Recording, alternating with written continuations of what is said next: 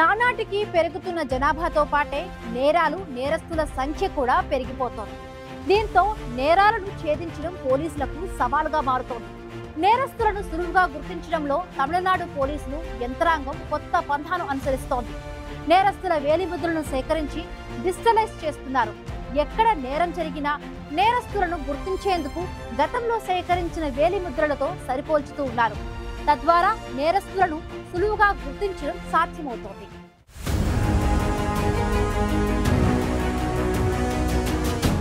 ప్రస్తుత కాలంలో నేరాలు నేరస్తుల సంఖ్య విపరీతంగా పెరిగిపోతోంది. నానాటికి పెరుగుతున్న జనాభాతో పాటు నేరాలు నేరస్తుల సంఖ్య కూడా ఎక్కువైంది. దీంతో నేరాలను ఛేదించడం పోలీసులకు సవాల్గా మారుతోంది. అందుకే నేరాలకు సంబంధించిన కేసులను ఛేదించేందుకు పోలీసు యంత్రాంగం వేలిముద్రల సేకరణ, వాటి నుంచి నేరస్తుల్ని సరిచూసుకోవడం లాంటివి చేస్తోంది.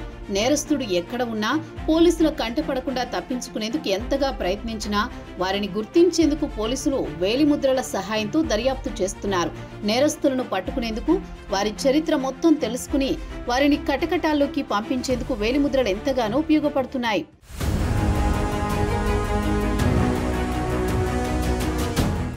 నేరస్తులను సులువుగా గుర్తించేందుకు తమిళనాడు పోలీసు యంత్రాంగం భిన్నంగా వ్యవహరిస్తోంది.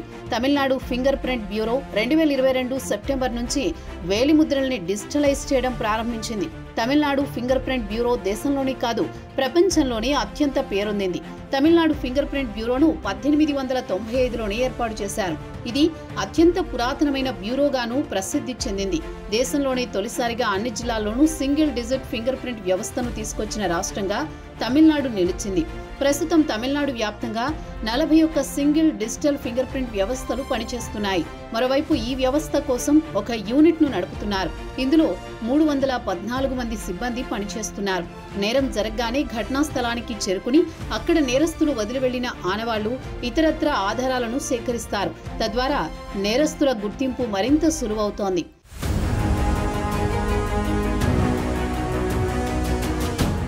తమిళనాడులో వేలిముద్రల ఆధారంగా కొంతకాలంలోనే ఏకంగా 1433 కేసుల్లో నేరస్తుల్ని గుర్తుపట్టి పట్టుకున్నారు. ఇందులో 126 మంది ఇతర రాష్ట్రాలకు చెందిన నేరస్తులు కూడా ఉన్నారు. ఆయా రాష్ట్రాల పోలీసుల సాయంతో నిందితులను అరెస్ట్ చేశారు.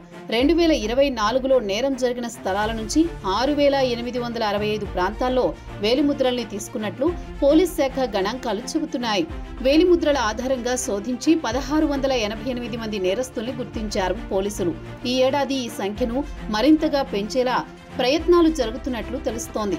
నేరస్తుల్ని పట్టుకోవడం ద్వారా 4.70 కోట్ల విలువైన ఆస్తుల్ని వారి నుంచి స్వాధీనం చేసుకున్నట్లు పోలీసులు చెబుతున్నారు.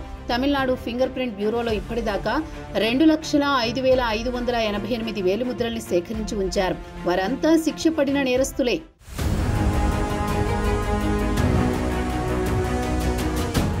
నేరం జరిగిన స్థలం నుంచి సేకరించిన ఆధారాలను మొదట తమ రికార్డులో ఉన్న వేలిముద్రలతో సరిచూస్తారు. దీంతో పాటు national automated finger print identification సిస్టంలో అనుసంధానమైన వివిధ జిల్లాలు, వివిధ రాష్ట్రాలకు చెందిన నేరస్తుల వేలిముద్రలతో పోల్చి చూస్తారు.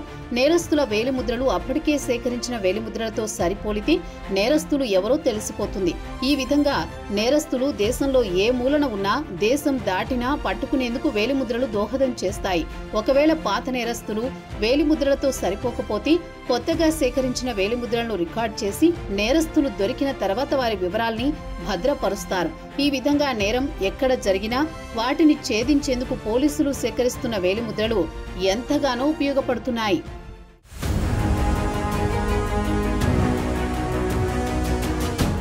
నేరస్తులను సులువుగా గుర్తించేందుకు తమిళనాడు పోలీసులు అనుసరిస్తున్న విధానం సత్ఫలితాలను ఇస్తోంది.